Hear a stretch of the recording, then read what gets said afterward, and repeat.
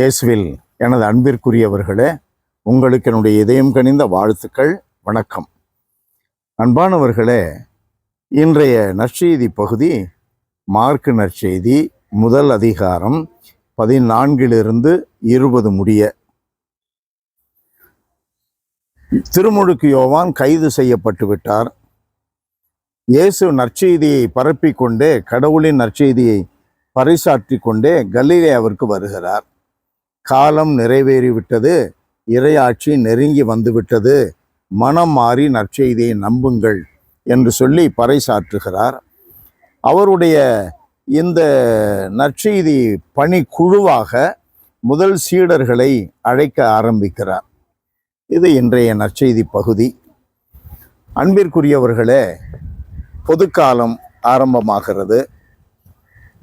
நம்முடைய அன்றாட வாழ்க்கையில் எப்படி, எதை நோக்கி நாம் பயணிக்க வேண்டும் என்பதை இயேசு குறிப்பிடுகிறார். காலம் நிறைவேறிவிட்டது, மனம் மாறுங்கள், நற்செய்தியை நம்புங்கள். இந்த நற்செய்தியை நீங்கள் நம்புவது என்றால் என்ன பொருள்? அந்த நற்செய்தியின் மதிப்பீடுகளின்படி நடப்பது, அது முதன்மையானது.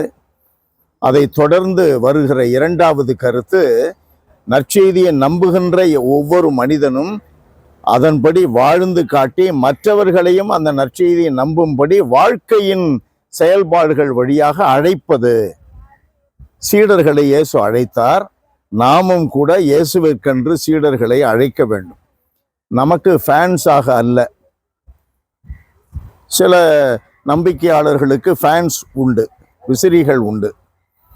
இயேசுவுக்கு ஃபேன்ஸ் வரவழைக்க வேண்டும். நம்மை மையப்படுத்தாமல் நற்செய்திக்கு சீடத்திகள் வரவழைக்கப்பட வேண்டும்.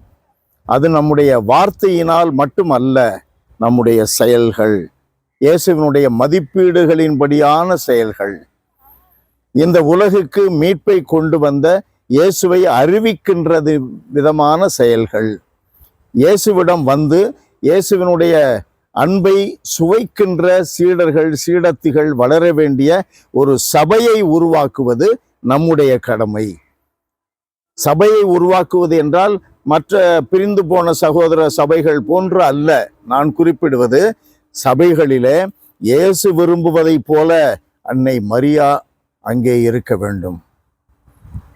இயேசு விரும்புவதை போல நற்கருணையில் அவர் என்றும் நம்மோடு இருக்கிறார் என்பது பிரசன்னப்படுத்தப்பட வேண்டும்.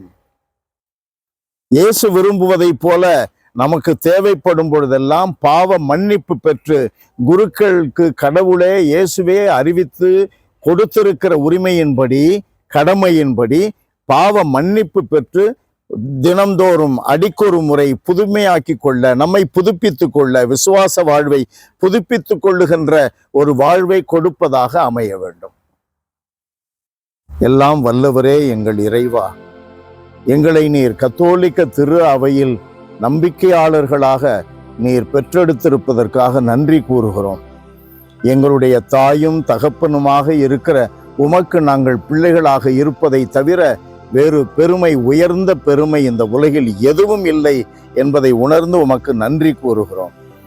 இந்த நன்றி உணர்வோடு எங்கள் வாழ்க்கை அமைய எங்களுக்கு அருள்தாரும். இயேசுவின் நாமத்தில் ஜெபிக்கிறோம் பிதாவே.